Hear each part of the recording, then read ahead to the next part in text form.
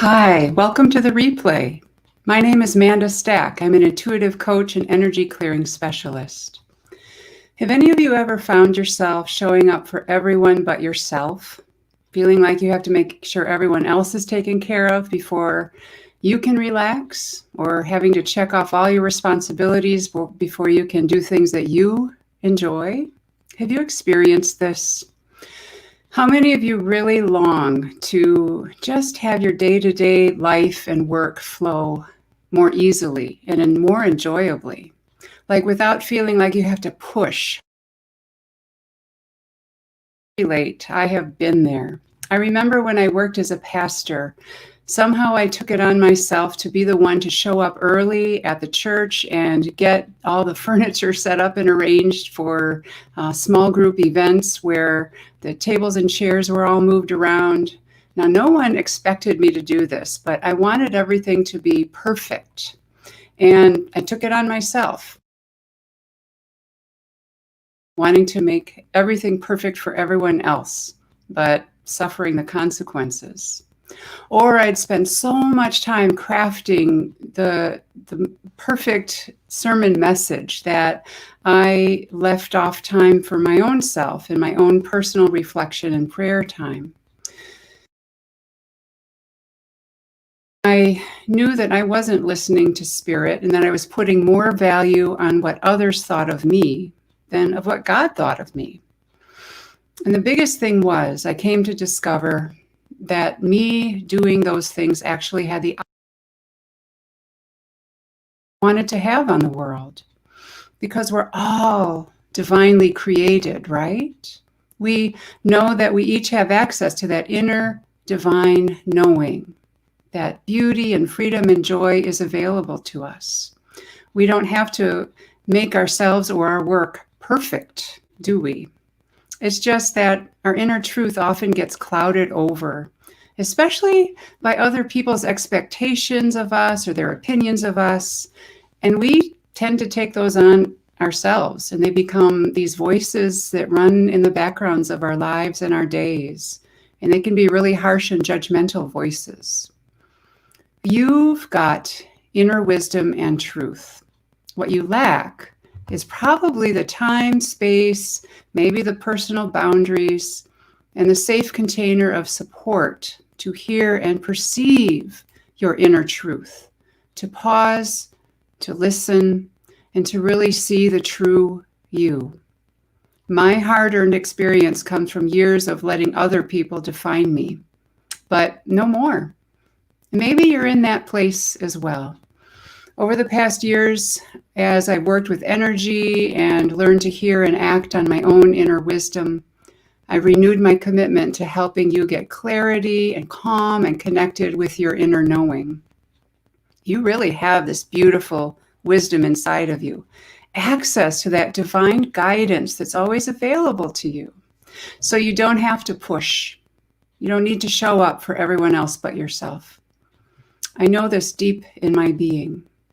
Yet it's easy to get off track, especially with all the distractions that are swirling around in our greater world and collective right now, with the pandemic and adjusting our schedules, with politics and divisions in our families and among our friends. It is especially easy to lose ourselves right now. Are you feeling ungrounded? And if you're someone who has found yourself showing up more for others than for yourself, doing things out of obligation rather than because you want to do them, because it lights you up and brings you joy. And if you feel like your well, your resource, your well of energy is running more and more low and empty, there is another way. There really is another way. I've discovered how to live in a way that's easy and regularly connected with God, with Source, without losing track of my inner knowing, my inner truth. This means that I found a way to work lighter and spend more time doing things I really enjoy and to take care of my energy. And I found that as I've done that, it's so much easier to stay connected to that inner drive and purpose and passion that I have. And that in my work as an intuitive coach and energy clearing specialist, my clients get all of me, not the distracted, tired me that was lost in self-judgment. So if you are someone who has an inner knowing that so much more really is available to you as far as clarity, setting your boundaries, creatively playing, and simply enjoying life more, if that feels like you, I have an offer for you. Because the truth is, I didn't get here on my own.